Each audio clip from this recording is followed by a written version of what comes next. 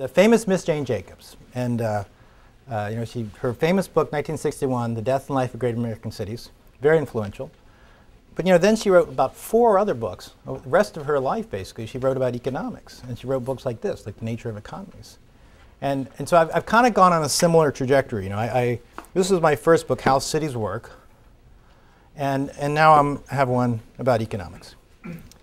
And I don't want to compare myself too closely to Jane Jacobs. Because Mr. Flynn here has written a book about Jane Jacobs, and he could tell me, Mr. Marshall, I knew Jane Jacobs. I was a friend of Jane Jacobs, and you, sir, are no Jane Jacobs. And I don't want that to happen to me. I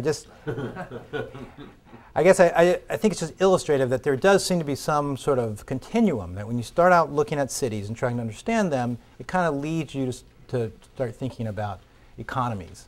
And I'm not exactly even sure exactly why that is, or all the reasons. I guess it's because cities themselves are economic entities. But that's been the nature for me. And if my work has 100th as impact as Jane Jacobs' work, well, we'll be very, very happy. So I'm going to talk some about my book. And but how about those debates, huh? People watch the debates last night? Did y'all like that new, scrappier Obama, getting in there? I approved. I approved. But one thing came up, was this, actually it came up repeatedly, was this idea of the role of government. I would say that much of the debate was about the role of government. And I think that's a particularly American debate. We have a kind of schizophrenic DNA. We were founded in reaction against the government. We rebelled against the government that we thought was oppressive, Great Britain. But we also came up with this sort of new idea that we can govern ourselves. So we both celebrate governing, and we're both hostile to it. And so that gives us to me a certain schizophrenia. Now in the debate, at one point there came Mitt Romney, who started celebrating the free enterprise system. And he said, I'm a backer of the free enterprise system. That creates jobs. Government doesn't do that. And Obama basically pretty much just said, yeah, me too. He said, I'm a believer in the free enterprise system too, and I know that government doesn't create jobs, but I have some modifications. But he didn't really say, no, I disagree with you. He certainly said, I believe in the free enterprise system. Well, I really would say the core of my book is saying, there is no such thing as a free enterprise system. That, that the free enterprise system, such as it is, our enterprise system, let's not call it free, is a creation of government.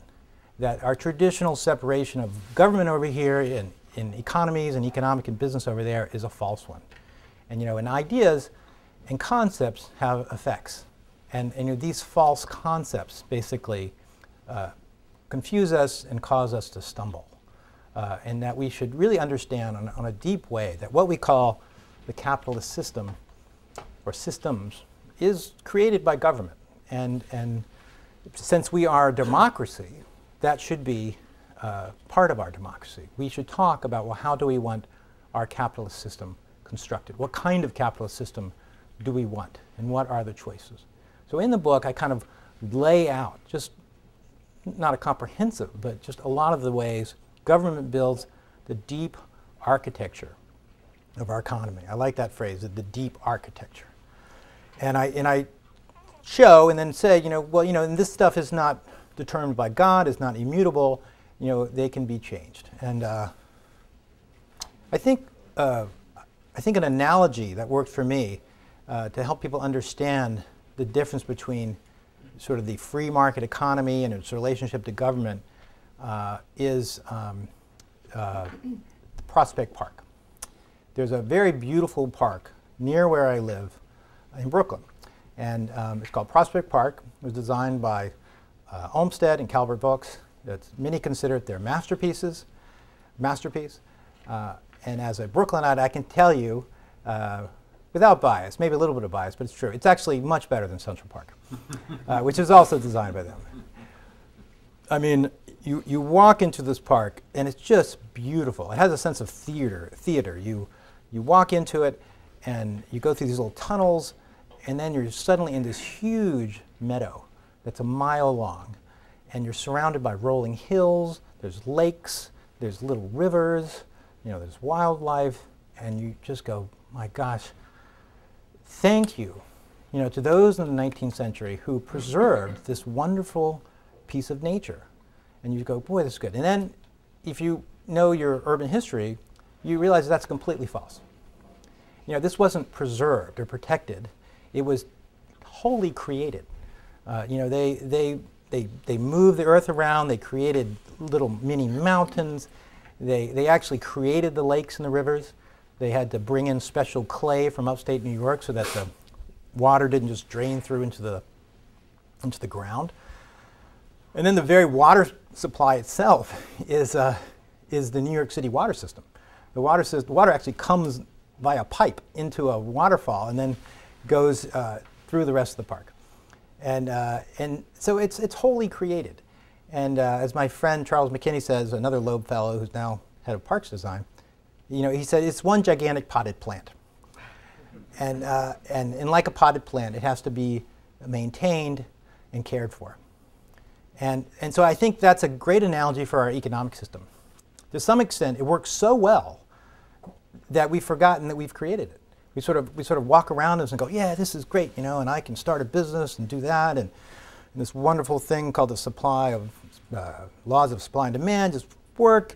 But we've forgotten that the very architecture itself was created by us, and we should remember and talk about it and talk about some of the choices. So, for the heart of my talk, I wanted to make it a little bit fun. I'm going to talk about the 12 secret things that government does that aren't really secret, but that most of us, or a lot of us, have forgotten about or never realized. And you guys are so smart and educated, maybe you guys know a lot of this already, but I think a lot of people, they're not. And they're not really in any particular order. They're just a kind of series of things that are part of this deep architecture that government does. And I may speed up and slow down on them, and if I don't get through all 12, I'll stop. But it's I don't want to talk too long. I'm going to leave time for questions and discussions. So the secret thing that government does, number one, the patent system and intellectual property rights in general. Now this really isn't sort of less of a secret than most of them. I mean, most of us know that patents and intellectual property in general is created by government. There's no such thing as sort of natural patents or something. They weren't handed down by God. They were created by government. But I don't think most of us know sort of the history of patents, and it's kind of understand in a deeper way sort of where they come from. And I think understanding that does help us understand the sort of arbitrariness of them and some of the choices implied. And so just a little bit of its history. I mean, Venice was, Venice was a republic, had an elected government for 1,100 years. It's really an amazing thing. The first Doge, the head of Venice, was elected in 697. And the last, who resigned when Napoleon conquered the city, was in 1797. So 1,100 years it had elected government. It's really an amazing thing. And we should study it more as Americans, because we're proud of our 200-year-old democracy. Well, they had an 1,100-year-old democracy. It was a limited franchise, but it was a democracy. And Venice dominated trade for many centuries. And one of its big weapons was its stability of government. Its stability of government allowed it to develop systems that really helped it in trade. And while its competitors had usually kings and dictators that would come and go. And one of the things that Venice developed was probably the first patent system. In 1474,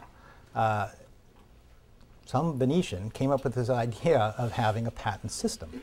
Now, patents had been given to inventors, but it was just sort of like a favor, or it was just among the favors given for people who did nice things. And no one had ever thought of a system saying, like, if you do this, we will do that. And this Venetian came up with that idea.